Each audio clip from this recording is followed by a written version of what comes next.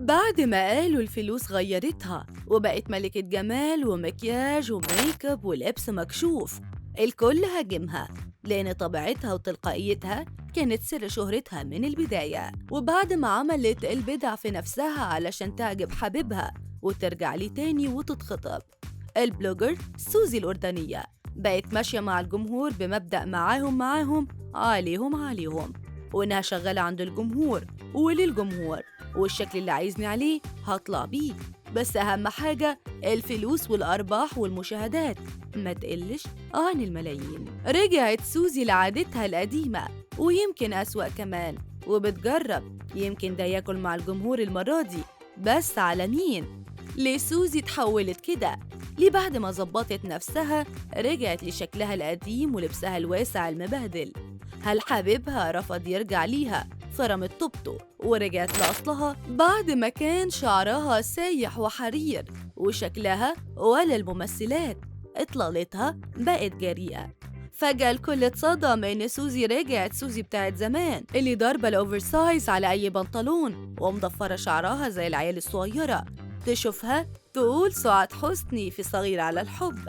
بس يا ترى هي صغيرة على الحب فعلا ولا إيه؟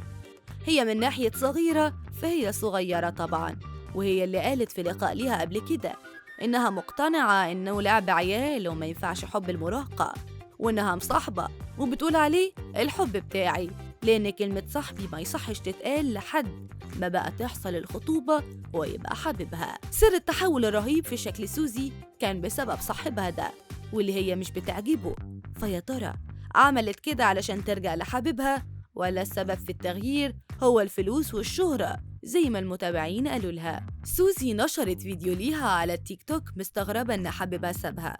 قالت له سبتني ليه؟ ده أنا عاملة اللي ما يتعملش ومهتمية بنفسي، وكل يوم بصبغ شعري وأعمل وتنظيف بشرة كمان، جلسات وهارد جل. روح يا شيخ منك لله، عملت لك إيه علشان تنساني؟ أنا عارفة إني مش بوحشك، اللي بتوحشك الكيرفي بس، إنما أنا لأ، علشان سفيفة وصغيرة. سوزي عندها عقدة من جسمها وكتير بتقول كده إنها بتتعرض للتريقة في الشارع، وده علشان حجمها قليل وسفيفة كده، وده مضايقها ونفسها تبقى كيرفي ومالية مركزها علشان تعجب صاحبها.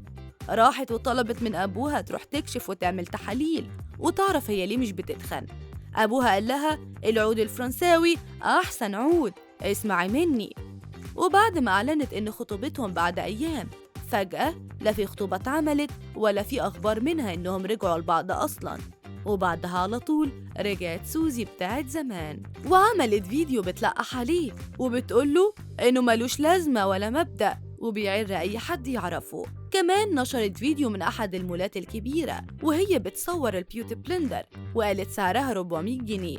كانت متضايقة من إن حتة سفنجة ب 400 جنيه، وهنا الناس استغربوا منها بتلعب بالملايين ومش عاجبها اللي ب 400 جنيه، وبقوا يسألوا هل هي فعلا معهاش فلوس ولا بتدعي الفقر؟ تفتكروا بقت تبهدل في نفسها علشان الترند والمشاهدات فعلا، ولا عشان تبقى على مزاج الجمهور وما تخسرش دعمهم وحبهم، ولا فعلا صاحبها خلع منها وبعد التحول اللي هي عملته ده كله في نفسها فقررت ترجع لطبيعتها تاني؟